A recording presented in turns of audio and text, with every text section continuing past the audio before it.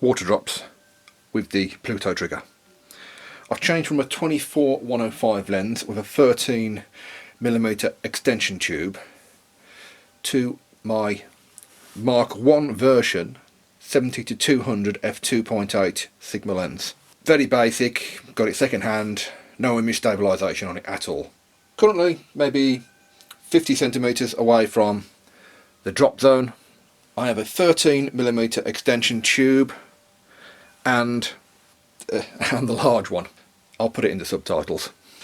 I'm still using the same settings as yesterday. 5 seconds at f9. Currently darkened the entire room, so I'm only at ISO 640. I've got the one flash at the moment, testing out the shots. Getting the right settings is really tricky. I mean, I keep going for the first drops. I've watched the YouTube videos, watching how you get the splash and then waiting for the comeback up. It just doesn't seem to work. I've just been going around the same settings every time. From about 55 centimeters above the water level with the drop, about 330 for the flash delay, with a drop size of 10. Second drop, at the moment I'm aiming around about 215.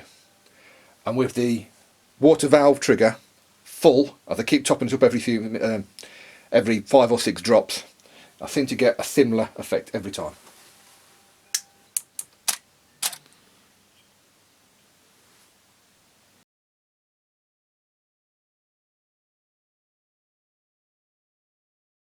Still having the flashes coming from behind.